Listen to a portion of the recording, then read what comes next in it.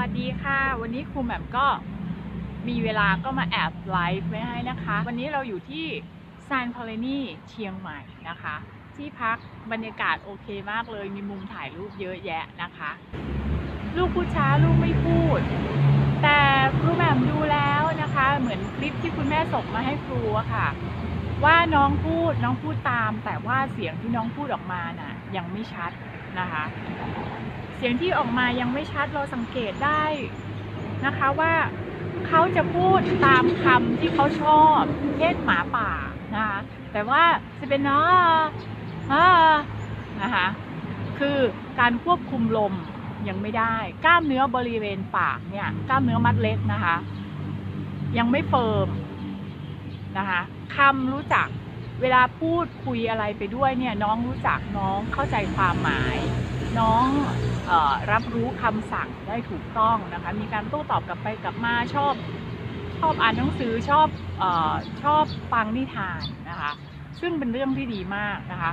ครูแหม่มก็ให้การบ้านคุณแม่นะคะว่ากล้ามเนื้อบริเวณปากเนี่ยเราต้องหมั่นฝึกให้เฟิร์มนะคะสวัสดีค่ะคุณทิวาพรมันฝึกให้กล้ามเนื้อบริเวณนี้เฟิร์มแข็งแรงนะคะเพื่อที่จะควบคุมการพูดเห็นไหมคะเวลาที่เราพูดนะคะปากของเราขยับไปตามรูปของคำลิ้นข้างในก็ต้องทำงานในแต่ละจุดในแต่ละที่นะคะเพราะฉะนั้นการบริหารกล้ามเนื้อบริเวณปากจึงเป็นเรื่องที่สำคัญมากนะคะครูแนะนำให้บริหารกล้ามเนื้อบริเวณปากเนี่ยอย่างน้อยครั้งละ15 นาทีนะคะอย่างน้อยยังต้องเฟิร์มยังได้เฟิร์มเนาะอย่างเด็กจะบริหารกล้ามเนื้อบริเวณปากที่ค่อนข้างยากเพราะว่าเขาเล่นไงก็ไปดูเพลงกรุ้งกลิ้งได้นะคะเพลงเสียงกระดิ่งกรุ้งกลิ้งของครูแหม่มครูน่าจะโพสต์ไว้ให้แล้วนะคะซึ่งง่ายต่อการที่เขาจะแบบว่าขยับรูปปากตามเราค่ะเพราะว่าเด็กชอบร้องเพลงแล้วก็เราก็ใช้นิ้วมือนะคะนิ้วมือล้างให้สะอาดนะคะนวดบริเวณข้างแก้มบริเวณแก้มนะคะด้านในนะคะแล้วก็เหงือกนะคะเหงือกนะคะเหงือกบนเหงือกล่างนะคะถูเบาๆสบายๆลิ้นนะคะลิ้นเอานิ้วไปนวดคลึงๆนะคะแล้วก็ขนมที่มีความหนืดหน่อยนะคะอย่างเจลลี่วิตามินซีอย่างเงี้ยค่ะก็ให้ระวังนะคะว่าน้องเคี้ยวได้หรือยังขวบกว่า2 ขวบเนี้ยเราอาจจะดูก่อนเฝ้าระวังก่อนนะคะว่าน้องทำได้ไหมเคี้ยวได้ไหมนะคะเพราะว่าการที่กล้ามเนื้อบริเวณปากของน้องเนี่ยยังไม่แข็งแรงนักมันก็จะมีผลกับการกลืนอะไรของเขาด้วยนะคะก็เคี้ยวด้านในนะคะเคี้ยวซ้ายชิดนะคะด้านกลางเคี้ยวขวาอะไรอย่างเงี้ยนะคะแล้วก็มีอีกอย่างหนึ่งที่เราสามารถทดแทนจุกนมเคยเห็นไหมคะจุกนมค่ะให้เขาเคี้ยวเล่นก็ได้ค่ะของเล่นชิ้นเล็กๆของเด็กค่ะที่เป็นตัวเคี้ยวอย่างนั้นก็ได้นะคะชวนเขาเคี้ยวให้สนุกค่ะเพื่อเพิ่มกล้ามเนื้อบริเวณนี้ให้เฟิร์มแล้วก็แข็งแรงขึ้นใช่ไหมคะแต่ตัวที่เป็นเหมือนฝึกพัฒนาการในการเคี้ยวเป็นแท่งพลาสติกซิลิโคนครูว่าตัวนั้นค่อนข้างแพงไปหน่อยแต่ว่าถ้าผู้ปกครองมีก็เคี้ยวได้เลยนะเคี้ยวซ้ายเคี้ยวขวา5 ครั้งข้างนี้สิ5 ครั้งตรงกลางสิ5 ครั้งอะไรประมาณนี้นะคะเพิ่มความสนุกเข้าไปด้วยอย่าลืมว่าการฝึกเด็กการที่จะชวนให้เด็กทำอะไรหลายๆอย่างเราต้องพาให้ลูกทำอะไรที่มันสนุกความสนุกเป็นตัวกระตุ้นความเร้าใจความที่เด็กอยากจะทำอยากจะเรียนแบบอยากจะทำซ้ำนะคะแล้วก็อะไรอีกเจลลี่ได้แล้วตัวเคี้ยวได้แล้วใช่ไหมคะเราหาอุปกรณ์ทดแทนได้นะเราไม่จำเป็นจะต้องไปใช้ของที่แพงนะคะจุกนมเราเอามาใส่ที่นิ้วมือให้เขาเคี้ยวโอ้ยกัดนิ้วฮิปโปกัดนิ้วโอ้ยฮิปโปกัดนิ้วอะไรอย่างเงี้ยนะคะเล่นสนุกไปเขาก็จะอยากทำใช่ไหมคะมันตลกมันสนุกโกแกล้งคุณแม่ได้สนุกจังนะคะแล้วก็อีกอย่างหนึ่งก็จะเป็นพวกอะไรนะโยเกิร์ตหรือว่าช็อกโกแลตนะคะมาป้ายรอบปากเลยนะป้ายรอบบริเวณปากแบบเนี้ยแล้วก็ให้น้องใช้ลิ้นเลี เลียให้รอบเลยนะคะเลียให้รอบเลยนะคะแบบนี้เขาก็จะได้บริหารลิ้นควบคุมลิ้นนะคะและเทคนิคอีกอย่างหนึ่งคือเขาจะทำอย่างเดียวซ้ำๆเป็นเวลานานไม่ได้ครูแหม่มถึงแนะนำว่าให้ใช้หลากหลายวิธีร่วมกันนะคะอาจจะเตรียมเจลลี่ไว้ 2-3 ชิ้นนะคะแล้วก็เตรียมโยเกิร์ตหรือเตรียมขนมชิ้นโปรดช็อกโกแลตอะไรอย่างเงี้ยนะคะมาป้ายบริเวณปากให้ใช้ลิ้นเลียนะคะแล้วก็เตรียมอะไรอีกเตรียมลูกอมสักอันนึงเอาลิ้นเลียนะคะหรือไอศครีมนะคะไอศครีมก็ได้นะคะบางทีลูกอมขนมหวานต่างๆใช้หลอกล่อได้ดีนะคะแล้วเราค่อยไปทำความสะอาดอีกครั้งหนึ่งนะคะสวัสดีค่ะคุณวรารักษ์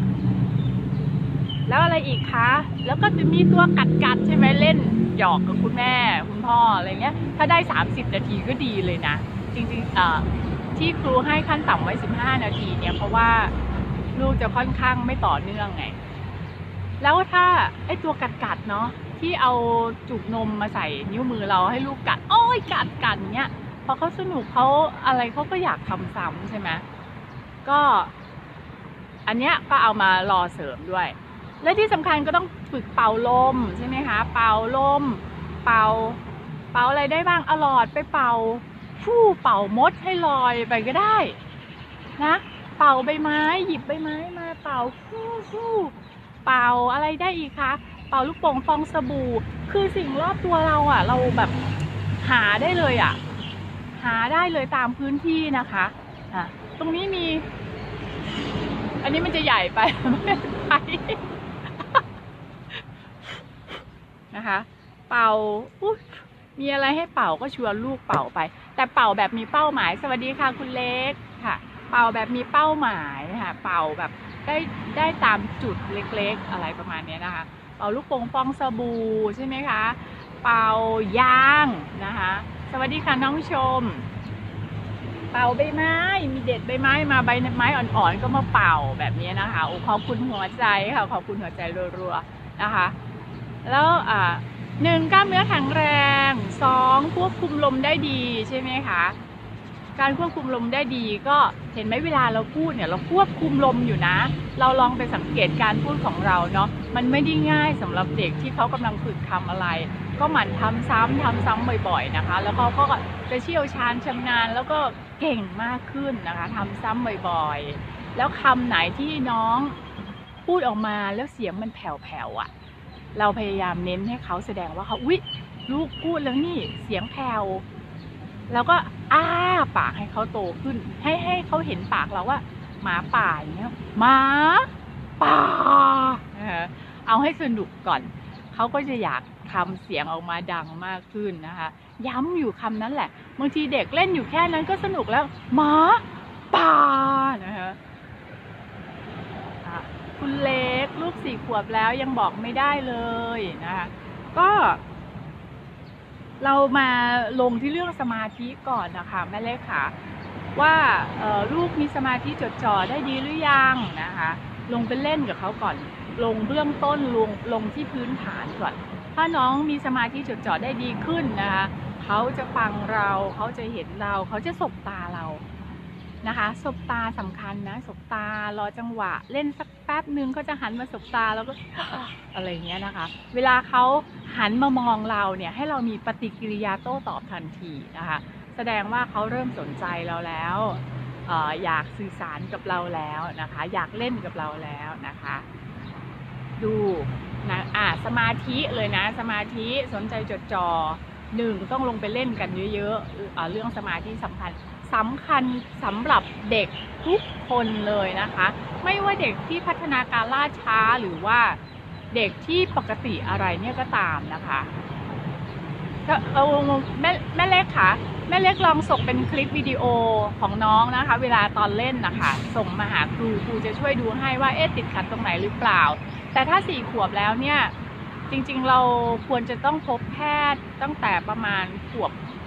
บ5 เดือนขวบ6 เดือนเวลาที่เราไปพาลูกไปพบคุณหมอเด็กอย่างเงี้ยนะคะว่าน้องเป็นอะไรหรือเปล่านะคะต้องตรวจร่างกายก่อนว่าหรือว่าขี้หูเยอะไปไหมบางบ้านนะคะน้องไม่ได้เป็นอะไรแค่ ในหูมีขี้หูเยอะอย่างเงี้ยก็มีหรือว่าในบริเวณปากมีอะไรที่ผิดปกติไหมนะคะหรือว่ามีสาเหตุมาจากกรรมพันธุ์ไหมมีการป่วยหลังคลอดไหมมีภาวะตั้งครรภ์ผิดปกติไหมอะไรเงี้ยคุณหมอจะเช็คให้ได้ละเอียดอีกทีหนึ่งนะคะหูการได้ยินของหูปกติไหมนะคะ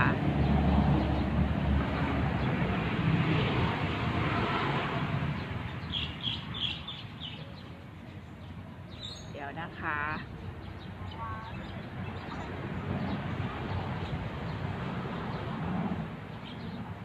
อ๋อพาไปโรงพยาบาลเด็กแล้วใช่ไหมคะทางคุณหมอแนะนำว่ายังไงจริงๆคุณหมอน่าจะมีการฝึกที่ต่อเนื่องให้นะคุณแม่ทุกโรงพยาบาลเขาจะนัดฝึกต่อเนื่องเนาะถ้าเด็กไม่ค่อยได้พูด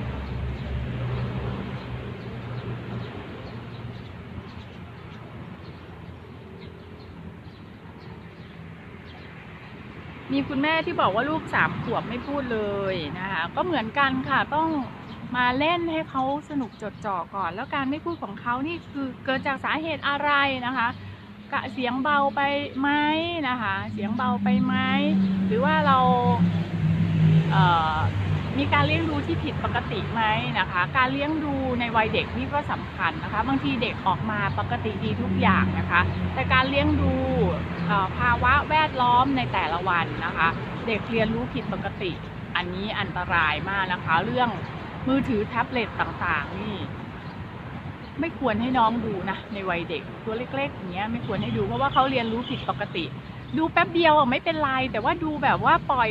ทิ้งยาวทั้งวันเปิดทีวีเปิดมือถือเปิดเพลงให้ลูกไว้ทั้งวันอย่างเงี้ยไม่ได้นะคะเพราะว่าสมองระบบประสาทการเรียนรู้ต่างๆเชื่อมโยงผิดปกติ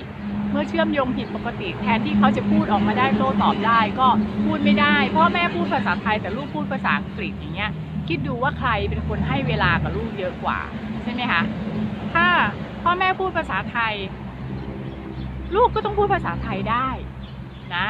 เพราะฉะนั้นดูว่าตัวเองได้ให้เวลาลูกดีหรือยังนะคะ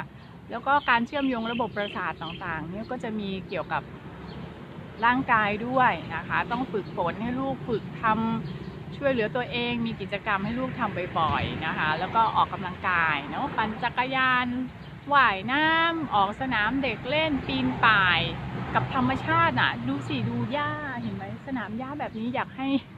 ที่ไหนมีพาลูกๆไปเดินไปวิ่งนะคะถอดรองเท้าเดินวิ่งได้เลยสะอาดมากนะคะชอบจริงๆเลยนะคะเพราะว่าฝ่ามือฝ่าเท้านะเป็นปลายประสาทเด็กๆต้องได้รับการกระตุ้นนะคะก็ช่วยนวดมือนวดเท้าให้ด้วยก็ได้คุณแม่เล็กเลี้ยงลูกผิดค่ะให้น้องดูโทรศัพท์แท็บเล็ตเยอะเกินไปหมอบอกว่าหนูได้ยินดีตาเห็นชัดเจนถ้ามีการเลี้ยงดูที่ผิดปกตินะคะน้องก็จะมีภาวะแบบนี้นะคะถามว่าหายไหมหายนะแต่ว่าบางบ้านถ้าแบบลูกพัฒนาการทีแรกล่าช้าเฉยๆใช่ไหมแต่ว่าถ้าเรายังปล่อยไปล้าเลยไปเรื่อยๆอย่างเงี้ยพัฒนาการถดถอยไปเรื่อยๆการฝึกการกระตุ้นต่างๆมันต้องใช้เวลาใช้ความสม่ำเสมอคุณแม่ค่อนข้างใช้เวลาเนาะค่อนข้างใช้เวลาคุณพัชรีวันทุกวันนี้ลูกพูดได้เพราะคำสอนครูค่ะขอบคุณมากเลยค่ะคุณแม่ขอบคุณมากนะคะครูแนะนำเนาะแล้วก็คุณแม่ไปลงมือทำเวลาสงสัยก็ให้มาถามแล้วคราวนี้เด็กของเขาเด็กแต่ละคนน่ะพอไปสักระยะหนึ่งคุณพ่อคุณแม่ก็จะเริ่มงงแล้วว่าไปอะไรต่อดีแต่เรื่องสำคัญจริงๆคือเรื่องเล่นนะสมองเนี่ยมีความสุขและตอบรับกับการเล่นมากเลยเด็กๆนะคะทุกวันนี้ให้ดูทีวีบ้างแค่ครึ่งชั่วโมงให้ฟังเพลงใช่ค่ะจริงๆสื่ออะไรต่างๆเนี่ยเขาไม่ได้มีพิษภัยกับเรามากหรอกแต่ว่าเราเลือกใช้ให้มันพอดีอะค่ะสวัสดีค่ะคุณจุ๋มนะเลือกใช้ให้มันพอดีนะถ้าเลือกใช้ให้พอดีมันจะเป็นประโยชน์มากเลยถ้าอยากให้ลูกเก่งภาษาอังกฤษใช่ไหมคะก็พาลูกดูได้แต่เราดูด้วยพูดตามเราต้องมีเวลาให้ลูก เอ่อหลานเพื่อนนะคะเขาก็ดูแท็บเล็ตภาษาอังกฤษร้องเพลง A B C ตอนนี้ภาษาอังกฤษเก่งมากทั้งที่บ้านไม่มีใครเก่งภาษาอังกฤษเลยแต่ว่าที่บ้านเขามีคนเยอะเขามีคนเล่นด้วยมีคนฟังมีคนคุยด้วยมีกิจกรรมให้ทานข้าวเองให้ฝึกใส่เสื้อเองช่วยให้ฝึกทำอะไรเองนะคะให้ถือน้ำเองลินน้ำเองอะไรอย่างเงี้ยฝึกเยอะๆมันจะมีปัญหาพลาดพลั้งไปบ้างต้องใช้เวลาไปบ้างเราก็ให้เวลากับตรงนี้เนาะสวัสดีค่ะคุณแอนให้เวลากับกิจกรรมของลูกเนาะ มีคุณแม่บอกว่า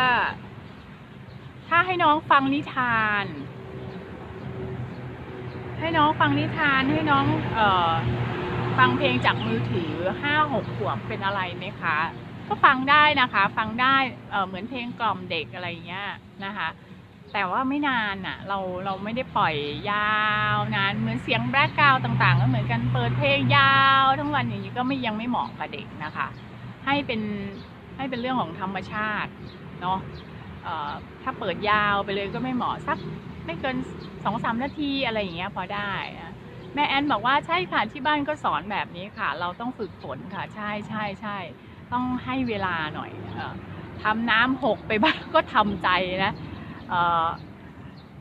จะทำหกทำเลอะไปบ้างแต่เขาได้เรียนรู้นะคะการใช้งานมือหรือการเชื่อมโยงระบบประสาทที่ใช้งานร่วมกันของน้องจะทำได้ดีขึ้นนะเวลามีครอบครัวบอกว่าตอนนี้น้องดีขึ้นอะไรอย่างเงี้ยครูก็รู้สึกแบบมีความสุขนะ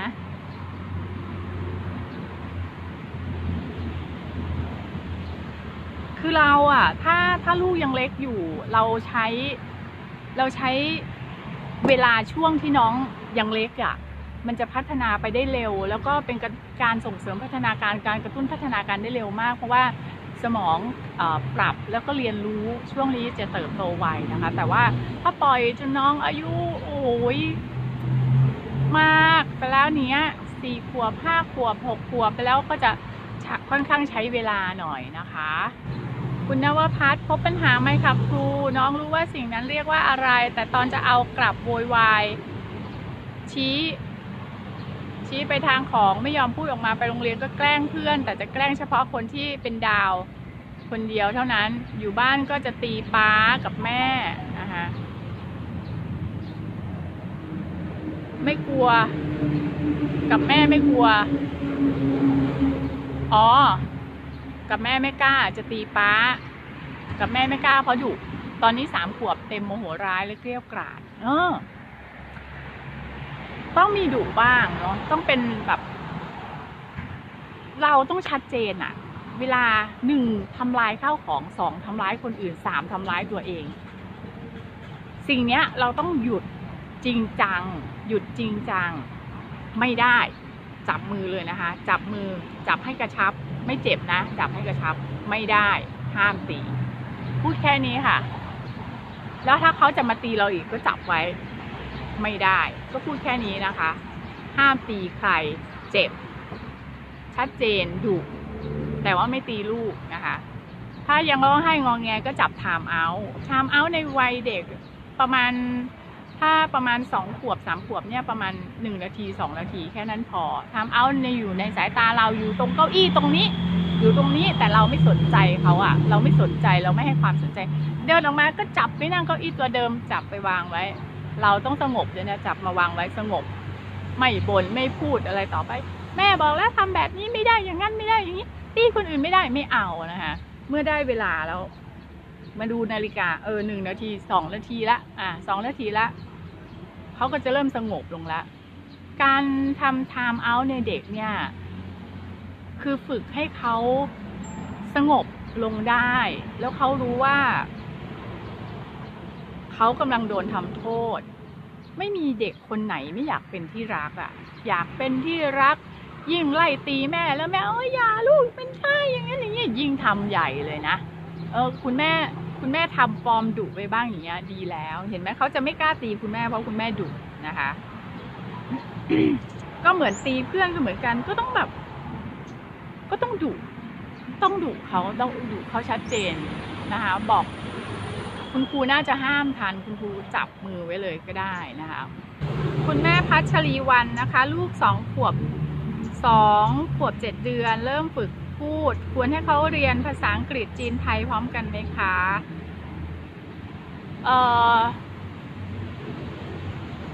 จริงๆถ้าเขาตอบโต้สื่อสารอะไรได้แล้วก็เรียนไปพร้อมกันได้เลยค่ะช่วงนี้เป็นช่ว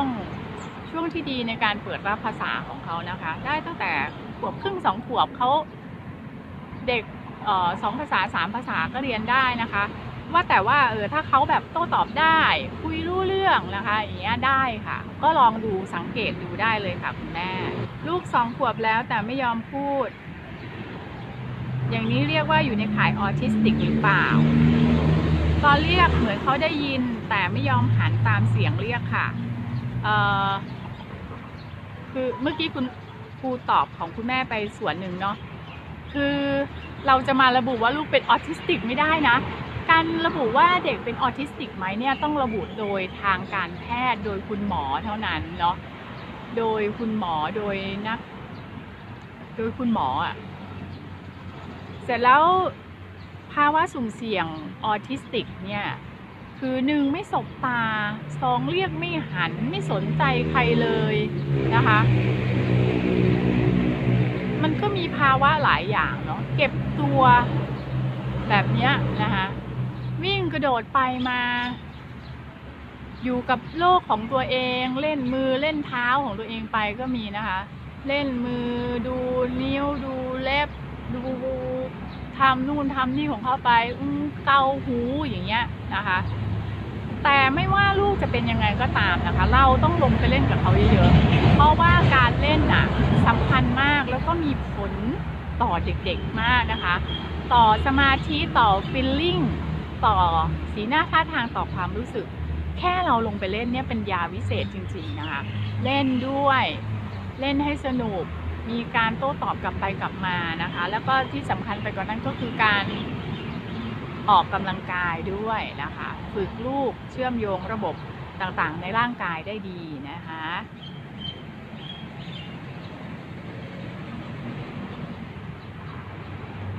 การตอนเรียกไม่สนใจเราไม่เรียกเฉยๆค่ะถ้าเราเรียกแล้วน้องไม่สนใจเนี่ยเวลาเรียกเราควรจะให้เห็นหน้าลูกจ๋า1เห็นหน้าสบตากัน2จับตัวนะคะสัมผัสผิวหนังสัมผัสเข้าไปถึงกล้ามเนื้อบีบนิดนึงเขย่านิดลูกจ๋าลูกจ๋าอย่างเงี้ยเขาจะหันนะคะกระตุ้นกันแบบนี้นะคะให้มีการกระตุ้นทุกระบบหลายๆระบบเข้าด้วยกันนะคะไม่เรียกอย่างเดียวนะคะคุณปิงปิงกำลังมีปัญหาตีทำร้ายกันโวยวายเลยค่ะฝาแฝดโอ้โหกี่ขวบคะเนี่ยนะคะก็ต้องปราบด้วยยุทธการแบบนี้นะคะยุทธการไทม์เอาท์นะคะ2คุณแม่รัชชานะคะแต่ว่าถ้าเขารักกันนะน้องแฝดนะคะถ้าเขารักกันเล่นด้วยกันดีก็ชม2 คนเลยนะคะเด็กชอบให้ชมนะคะดีจังเลยเก่งมากลูกเล่นด้วยกันแบ่งกันด้วยเหรอนะคะแบ่งของกันการปล่อยให้เด็กนั่งเล่นด้วยกันเป็นเวลานานๆก็จะมีบ้างนะคะแย่งของกันตีกันเพราะว่าเด็กเขายังไม่รู้หรอกว่าจะพูดกันดีๆยังไงก็ดึงนะคะดีก็ไม่กัดนะก็มีเราถ้ามีเราอยู่ร่วมเล่นด้วยนะคะก็ถ้ามีเวลามีโอกาสนะคะการเล่นด้วยเป็นเวลาที่คุณภาพมากเล่นด้วยเล่นร่วมนะคะเมื่อชมในสิ่งที่ลูกทำดีเล่นด้วยกันดีๆนะคะเขาจะอยากทำสิ่งนั้นนะคะชมเรื่องไหนอยากให้ลูกทำนะคะชมเรื่องไหนที่ลูกทำแล้วมันเป็นเรื่องดีนะคะแต่ว่าเหตุการณ์ไหนที่มันไม่ดีไม่น่ารักเราก็ไม่ชมไม่ให้ความสนใจไม่ให้ความใส่ใจอะไรประมาณนี้นะคะเหตุการณ์ไม่ดีไม่น่ารักหน้าเข้มไว้ดุจริงจังนะคะจับมือดุจริงจังนะคะถ้าตีกันร้ายแรงก็แยกก่อนนะคะคุณรัชชาคุณแม่ดาด้าเนาะ ดาถ้าเรียกชื่อผิดขอโทษด้วยนะคะ ตอนนี้น้องพัฒนาการไปทางที่ดีขึ้นมากตั้งแต่เลิกดูการ์ตูนเริ่มมองตามปากที่พ่อแม่พูดเริ่มออกเสียงคำได้เพิ่มขึ้นขอบคุณครูแหม่มมากๆเลยนะคะขอบคุณค่ะดีใจด้วยนะคะเรายังต้องฝึกกันต่อเนาะคุณแม่อย่าเพิ่งเผลอโอกาสนะเพราะว่าเด็กในวัยนี้เขายังเปลี่ยนแปลงได้เร็วอ่ะเราต้องให้เวลามาเล่นด้วยเยอะๆนะคะอย่าเพิ่งปล่อยให้อยู่กับทีวีมือถือแท็บเล็ตเป็นเวลานานเนาะเราจะเอามาเรียนรู้บ้างได้ไม่มีปัญหาอะไรแต่ว่าอย่าปล่อยทิ้งไว้นานๆนะคะแม่ปิงนะคะถ้าแฝดชอบพูดแย่กันเองให้ร้องไห้แย่งของกันทะเลาะไม่ฟังพ่อแม่ห้ามจะเอาอะไรก็ร้องไม่ยอมรอทำไงดีคะแยกก่อนค่ะเด็ดขาดก็มีภาวะที่เราจริงจังเนาะไม่ได้ห้ามทำแบบนี้แม่ไม่ให้เล่นด้วยกันนะคะแยกออกซ้ายขวาสีหน้าเราชัดเจนไม่ได้นะคะทำเอาไปเลยทำเอา1 นาที 2 นาทีก็ได้นะคะแต่เราต้องมีเวลานะเราต้องมีเวลาเหมือนสิ่งที่ทำแล้วดีก็ชมนะเหมือนที่ครูพูดไปเมื่อกี้นะคุณน้องทิพย์ช่วยเหลือตัวเองได้ดีมากค่ะอารมณ์ร้อนต้องกินยาปรับอารมณ์หนักเรื่องอารมณ์จริงแล้วยา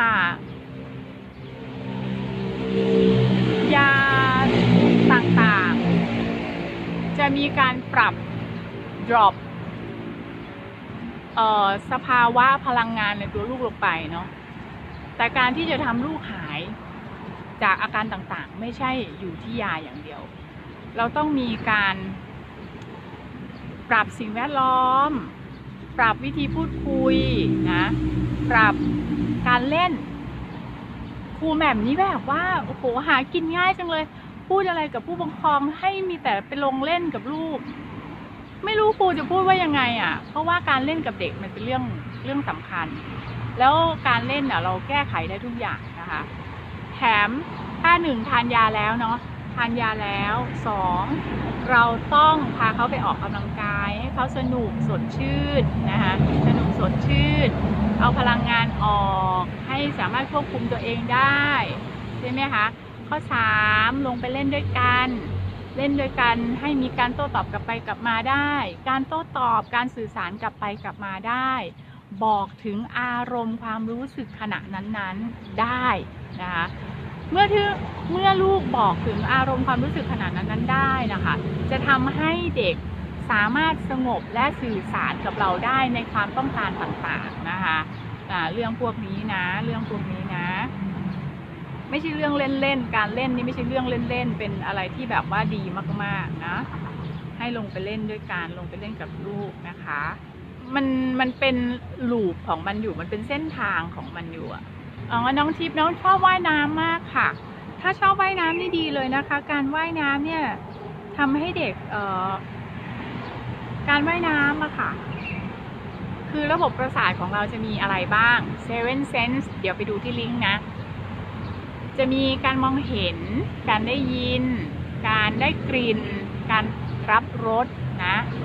แล้วก็กล้ามเนื้อต่างๆเนี่ยนะคะตั้งแต่หัวจรดปลายเท้าเนี่ยเอ็นข้อต่อนะคะผิวสัมผัสแล้วการว่ายน้ำนี่เป็นกีฬาที่ดีมากเลยเด็กได้ใช้ร่างกายทั้งหมดนะคะใช้ร่างกายทั้งหมดแล้วก็ควบคุมร่างกายได้ดีควบคุมการหายใจระบบประสาทนี่ใช้เยอะมากระบบประสาทรับรู้ต่างๆนี่ใช้เยอะมากถือเป็นกิจกรรมที่ดีนะคุณน้องทิพย์นะแล้วก็เอาพาไปว่ายน้ำสม่ำเสมอว่ายน้ำได้ทุกวันก็ดีนะคะถ้าวันไหนไม่สบายไม่แข็งแรงสุขภาพไม่ดีเป็นไข้เป็นหวัดอะไรอย่างเงี้ยเราก็เปลี่ยนกิจกรรมเป็นปั่นจักรยานได้ไหมออกกำลังกายที่บ้านได้ไหมนะคะหรือว่าสนามเด็กเล่นได้ไหมนะคะเด็กควรได้มีการเอาพลังออกนะถ้าเขาเป็นจอมพลังอยู่แล้วนะคะเน้นมีความสุขสนุกไปด้วยกันนะคะไม่ใช่ว่าพาลูกไปสนามเด็กเล่นไปลูกไปสนามเด็กเล่นปล่อยลูกเล่นถ้าลูกมีเพื่อนเล่นเนี่ยโอเคแต่ถ้าลูกไม่มีเพื่อนเล่นเราช่วยเชียร์ช่วยชมโอ้ยเยี่ยมมากเลยลูก อ้าวขึ้นไปเลยลูกขึ้นไปโอ้ได้ไหมจ๊ะได้ไหมให้แม่ช่วยหรือเปล่านะคะช่วยไหมบางทีคำว่าช่วยไหมนี่เราไม่ต้องไปช่วยจริงๆไหนตรงไหนดีตรงไหนดียังไงต่อนี่โอ้โหลูกเก่งมากเลยสุดยอดมนุษย์ของแม่นะคะ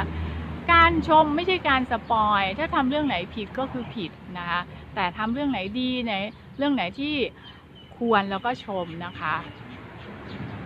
คุณแม่ยาลูกต้องการอะไรดึงมือเราอย่างเดียวค่ะแล้วไม่ยอมมองตามเวลาเราชี้ให้ดูนู่นดูนี่เขาจะไม่ยอมมองตามเลยค่ะคือ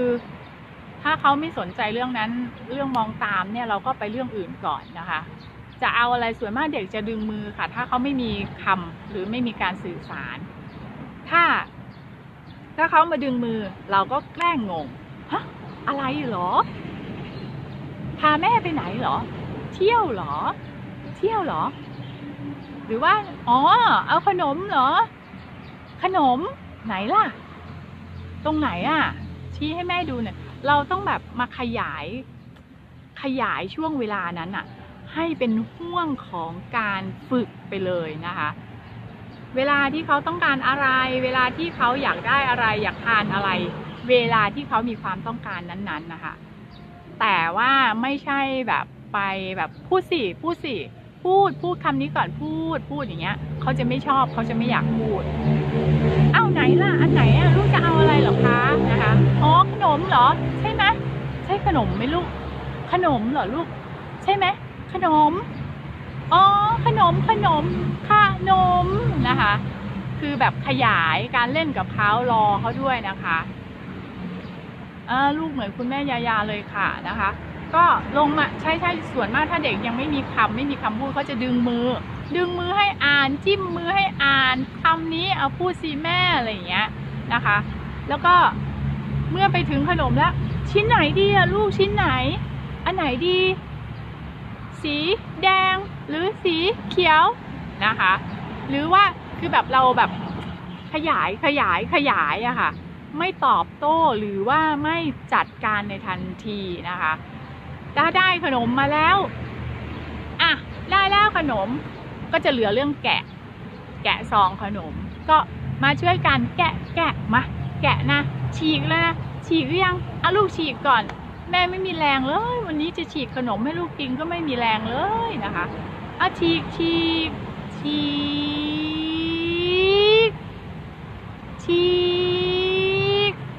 คำออกปฏิกิริยาออกนะคะแต่ว่ายังฉีกไม่ขาดเพราะว่าเราจะพูดคำว่าฉีกหลายรอบใช่ไหมพูดคำว่าฉีกฉีกโอ๊ยไม่มีแรงเลยไม่ได้เลยฉีกช่วยกันมาลูกมาฉีกช่วยกันคือปฏิกิริยาที่เราจะทำนะเพื่อตอบสนองความต้องการของเขาอยากได้เขาอยากฉีกเขาอยากกินเขาจะไม่ทำตามเราถ้าเราบอกว่าลูกพูดก่อนฉีกลูกพูดเขาก็จะดึงเขาจะโวยวายในทันทีถ้าเราทำปฏิกิริยาที่ตอบสนองตามความต้องการของเขาจะอยากทำอยากพูดและยื้อเวลาได้นานขึ้นคำว่าฉีกจะนานมากขึ้นนะคะเอามาช่วยกันฉีกมาลูกมาดึงสิลูกดึงดึงลูกดึงหน่อยใกล้แล้วลูกใกล้แล้วดึงอะไรอย่างเงี้ยนะคะก็ได้ทำได้ปฏิกิริยาเขาจะเรียนรู้กับสิ่งนี้นะคะแม่ไม่ไหวแล้วดึงลูกดึงนะลูกนะอะไรอย่างเงี้ยนะช่วยกันจะดึงจะฉีกจะอะไรก็ใส่คำลงไปนะคะคุณชดาพรเวลาคุณแม่บอกว่าไม่เอาไม่เล่นหยุดนะคะ2 ขวบ 5 เดือนน้องจะชอบเอานิ้วตัวเองเข้าปากทันทีโกรธไง สถานการณ์โกรธใช่ไหมดูอารมณ์ว่าเนี่ยปฏิกิริยาเขาเรียกภาษากายโกรธนะคะเราก็บอกโกรธเหรอเข้าไปหาลูกโกรธนะเนี่ยลูกโกรธนะดึงมือออกโกรธนะเนี่ยลูกแม่โกรธนะคะโกรธนะเนี่ยจับมือมาจับไว้นะคะลูกโกรธแม่รู้แล้วโกรธเนาะโกรธนะคะเขาก็จะได้คำแล้วก็ได้เห็นหน้าภาษากาย โกรธแล้วนะเห็นไหมเคยเห็นคลิปเด็กไหมที่เขาโกรธอะไรอย่างเงี้ยนะคะเขาก็มีท่าทางเป็นภาษากายเด็กต้องได้เรียนรู้ภาษากายด้วยภาษากายที่เขาโกรธเราตอนนี้คือแบบเอานิ้วเข้าปากแล้วก็เปลี่ยนให้ใหม่ภาษาใหม่นะคะภาษาสีหน้าแววตาท่าทางนะคะไหนโกรธทำไงเนี่ยอะไรอย่างเงี้ยนะคะเล่นกันสนุกไปก่อนเล่นสนุกไปก่อนเนาะตอบคำถามหมดแล้ว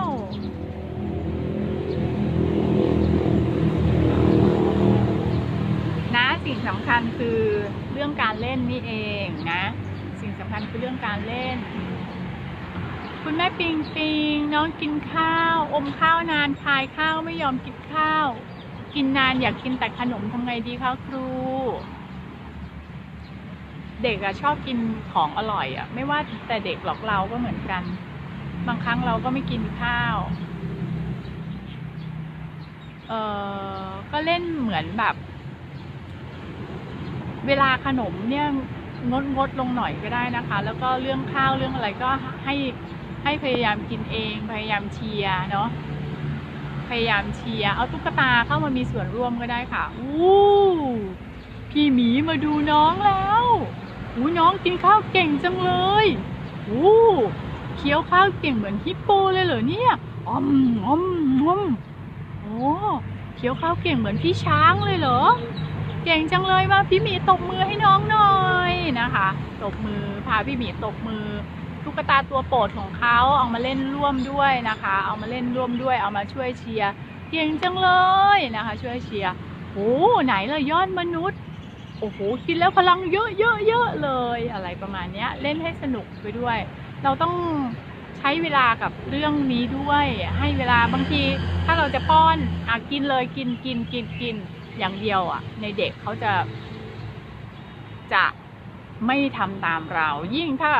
บางบ้านเนาะใช้แท็บเล็ตวางแล้วก็ให้ลูกกินข้าวแล้วก็ป้อนไปเรื่อยลูกก็เคี้ยวบ้างอมบ้างอย่างเงี้ยคือเราฝึกมายังไงเด็กเขาก็จะเป็นอย่างนั้นช่วงแรกถ้าเราจะเปลี่ยนเขามันจะยากหน่อยสำหรับเราแต่ว่าหลังจากนั้นจะค่อยๆดีขึ้นนะคะพอเริ่มสนุกแล้วเริ่มกินเองได้แล้วเริ่มเคี้ยวแล้วกระตุ้นหน่อยช่วยกระตุ้นให้เขาเคี้ยวนะคะจากเรื่องที่สนุกถ้าเราไปบอกว่าเคี้ยวลูกเคี้ยวเร็วๆเคี้ยวเดี๋ยวนี้เขาไม่ค่อยเคี้ยวหรอกเหมือนบังคับเราต้องเล่นกับเด็กเราต้องเล่นให้สนุกเล่นให้เขาแบบอยากทำอะไรอย่างเงี้ยหัวเราะชอบใจเขาก็จะทำตามเราได้ง่ายขึ้นได้ดีขึ้นนะคะพอเราฝึกไปสักระยะหนึ่งต่อไปเขาก็จะตั้งใจกินเองโดยอัตโนมัตินะแต่ว่าแรกๆต้องสม่ำเสมอก่อนนะคะโอเคนะคะวันนี้เราไลฟ์กันนานแล้วนะเนี่ยใช่ไหมแล้วพบกันใหม่นะคะถ้าบ้านไหนมีคำถามอะไรก็ส่งมาที่อินบ็อกซ์ได้เลยนะคะสวัสดีค่ะขอบคุณค่ะสู้ๆค่ะมนุษย์แม่บ๊ายบาย